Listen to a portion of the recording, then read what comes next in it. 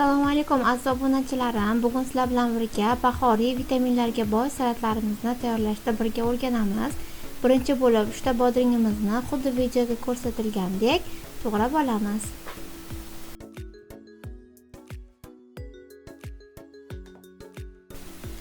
Bodringlarimizni to'g'rab olganimizdan so'ng salatnikimizga solib olamiz. Keyingi mahsulotimiz 4 dona pomidorimizni 6 ta bo'lakka bo'lib olamiz. Har bittasini.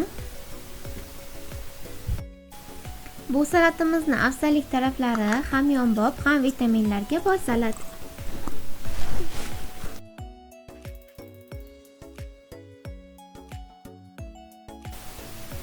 Keyingi 3-chi mahsulotimiz 4 dona rediskamizni videoga ko'rsatilgandek dumaloq qilib to'g'rab olamiz.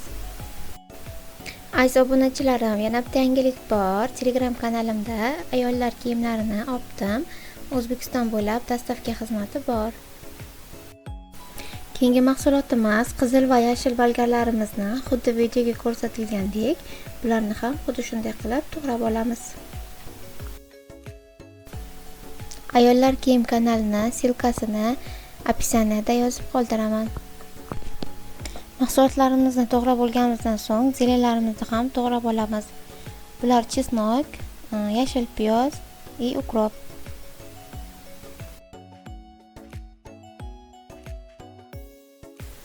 Zelalarimizni to'g'rab olganimizdan so'ng salatnikimizga solib olamiz. Keyin 1 choy qoshiq tuzimizni ham solib olamiz.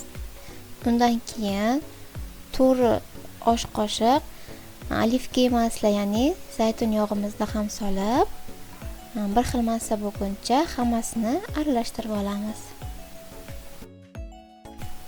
Yaxshilab aralashtirib olganimizdan so'ng xolodilnikka yarim soatga olib qo'yamiz. Tayyor bo'lgan salatimizni xolodilnikdan olib, shu tiqqina anor bilan bezatib qo'yamiz. Salatimiz tayyor, yoqimli ishtaha. Eng chiroyli kommentariy yozganga pul mukofoti bor. Podpiska va like bosish esdan chiqmasin.